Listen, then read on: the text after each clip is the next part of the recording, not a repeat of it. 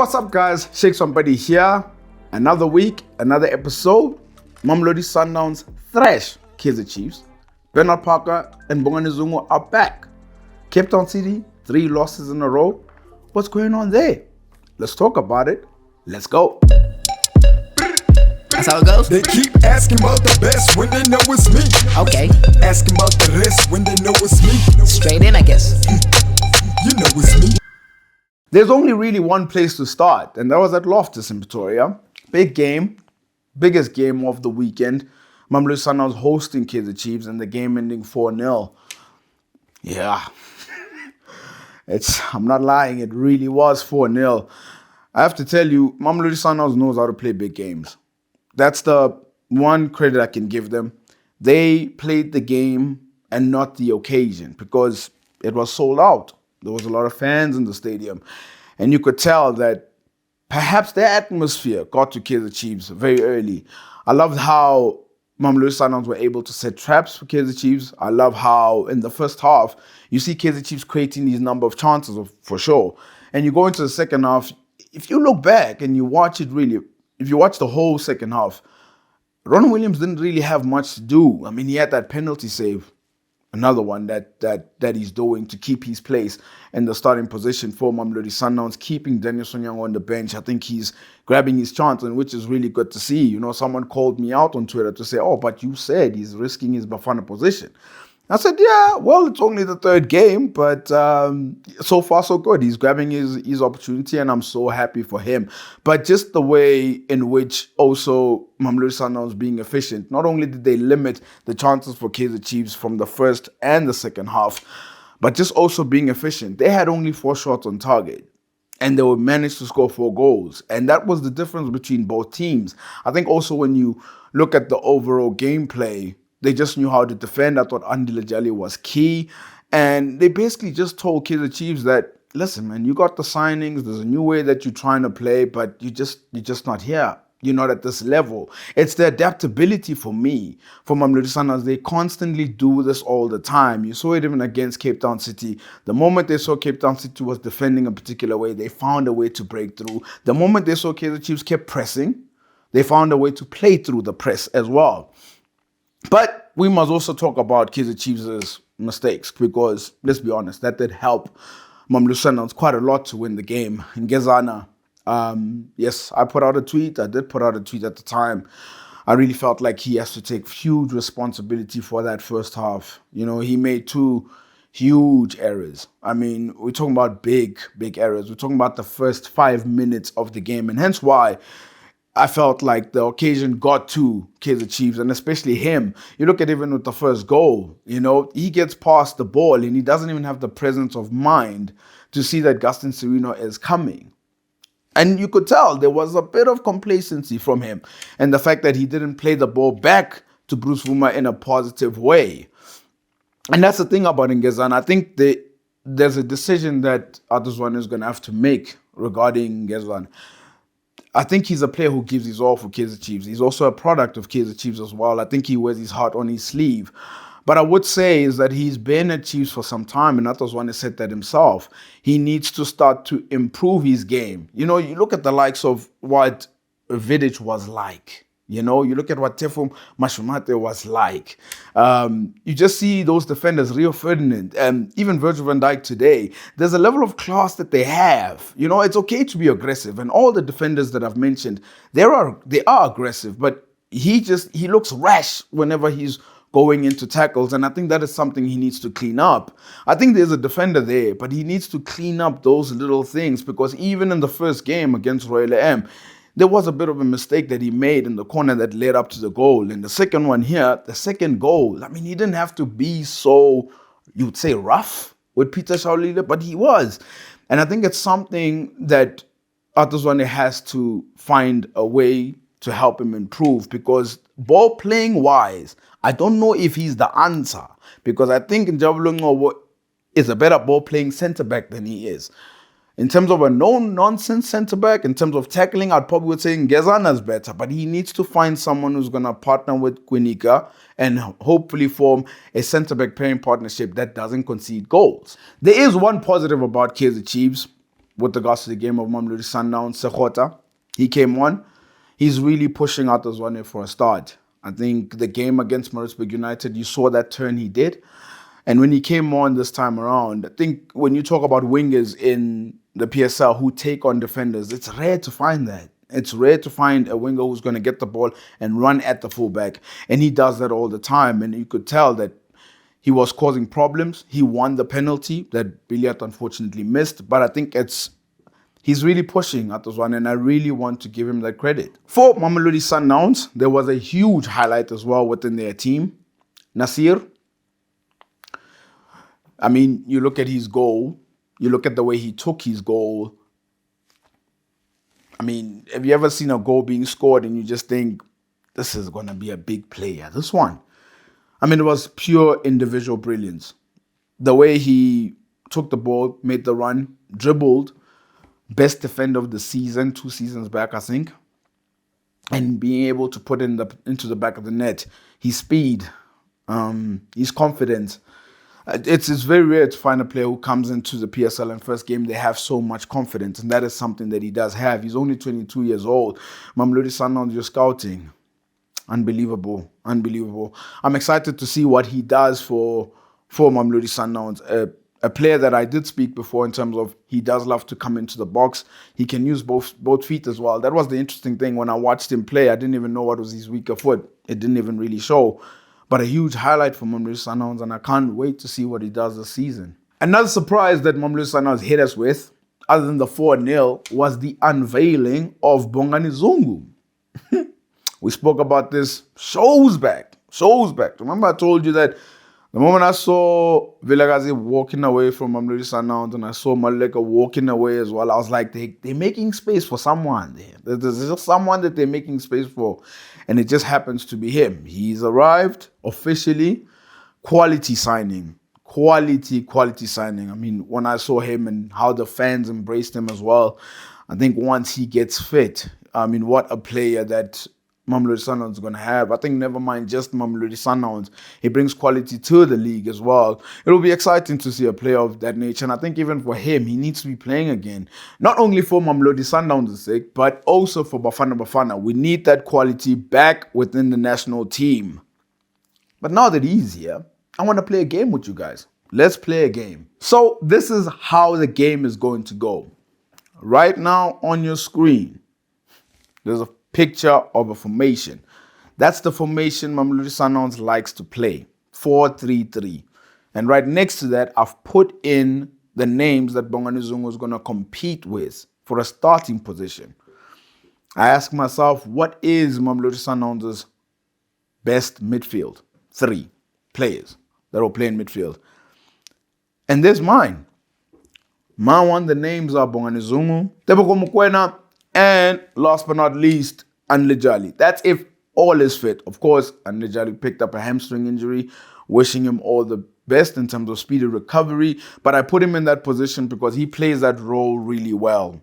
You know, having to come back and help the defense and even also marshalling the midfield and as well as helping out in defense. I think that's the best middle 3 that Mamelodi Sundowns will have. The question is, got to ask you guys, that's my best middle 3 that I think if all players were fit in that position would play. What is your best middle 3? Tell us in the comments. 3 games and 3 losses in a row. What is going on at Cape Town City? It hasn't been the start. It hasn't been the start that people thought they would have. This team finished 2nd last season and they started off really poorly, to be honest, in terms of results. And even just the way the games went.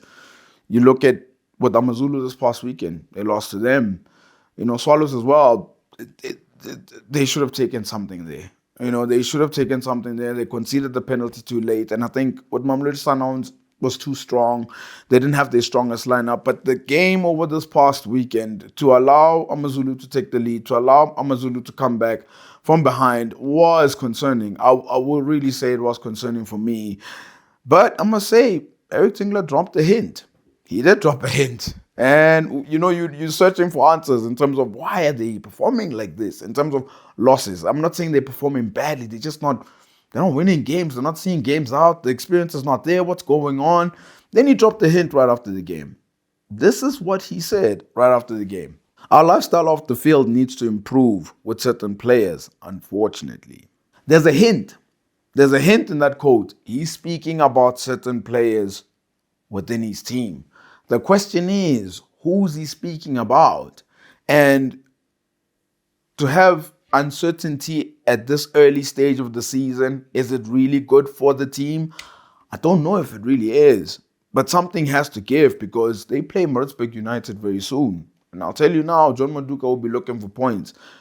But I just can't believe how they've started and not been able to win games. And then for Eric Tinkler to come out and say that, I'm just hoping that it was a situation where you lost the game, he was emotional, and he's just really going to take it back. Because if he says something like that, something is going on in that camp. There's something positive that's happening at AmaZulu.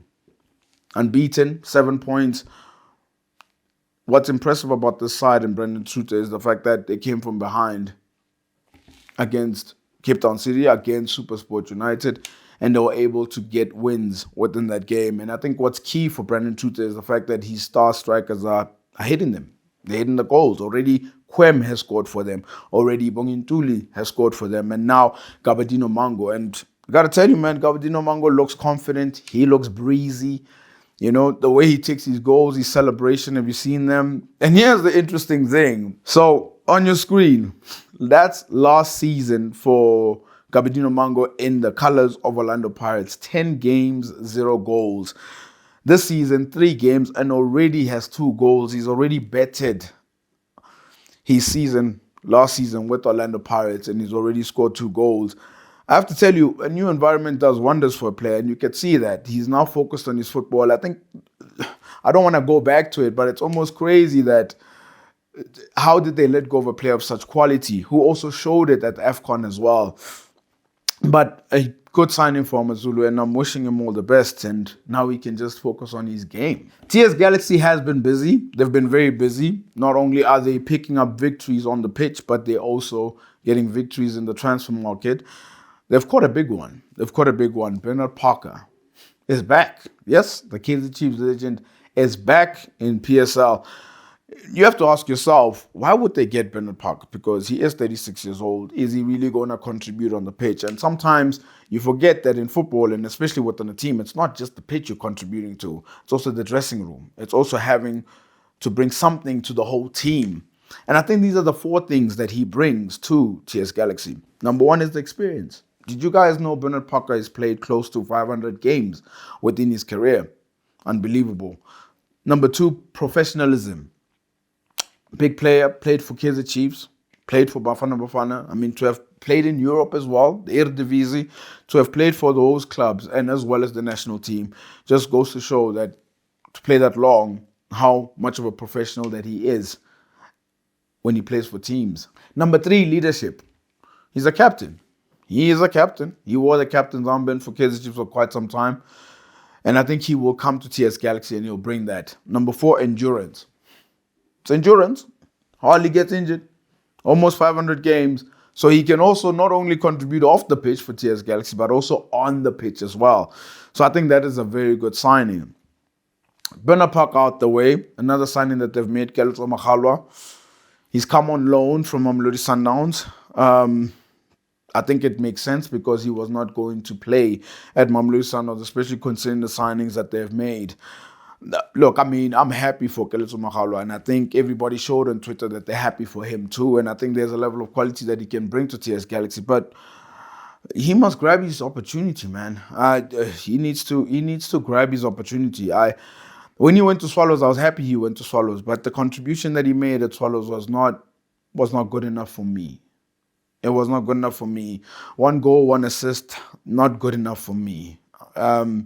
Only averaged 31 minutes per game in the league. I think Sundowns have shown him that we're going to move on without you. You know, bring in the likes of Nasir to come into the club. That level of quality that they're bringing in. I think Mamelodi Sundowns are showing that, like, you're not part of the future. And I think if a club shows you you're not part of the future, I think you have to now create your own destiny in terms of your future.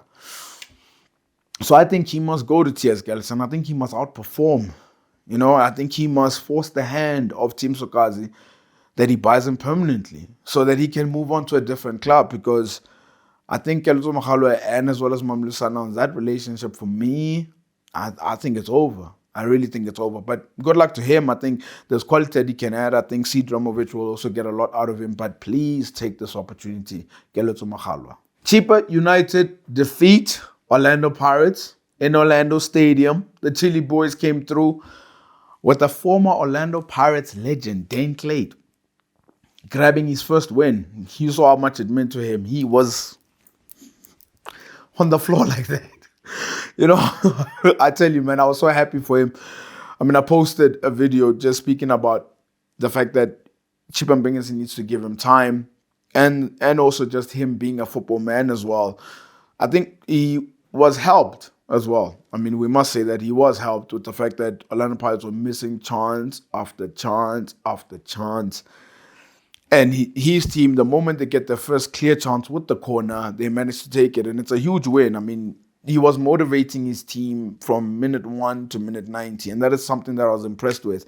And it's very important because you can just see the levels of confidence that it will give to the team and as well as to him too. And let's be honest, man. Chippa Mbengenzi, we don't know what he's going to do. Like, the last time I thought he was serious with Gavin Hunt, but he did what he did. So I'm really hoping that he gives him time, but big ups to him.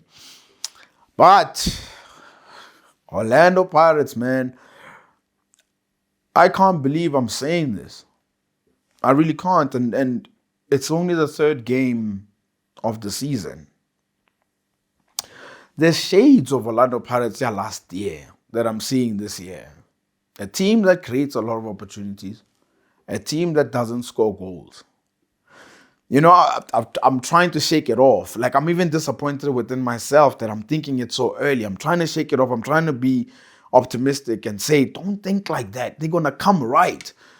And I want Orlando Pirates to come right because they've got quality within that squad. But the chances they created against Chippa and the decision-making they made in the final third just to not get goals. And I think also the switching of strikers as well. I think Jose has to eventually find which striker he's going to pick and start games with instead of having to change it as well. It's a worry. It's a real worry. And I watch a lot of games within the DSTV Premiership. I'm seeing how good TS Galaxy are doing. I'm seeing how good Mamelodi Sundowns is doing. AmaZulu is doing. You know, you can see there's something different. Other teams as well. You'd say Kaizer Chiefs, yes, lost. But like there's still something that Atazwane is still cooking there, you know, along those lines.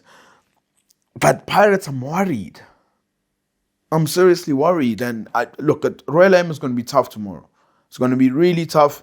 And they have to grab the opportunities because Royal M will put them away. But I just really hope that they turn it around.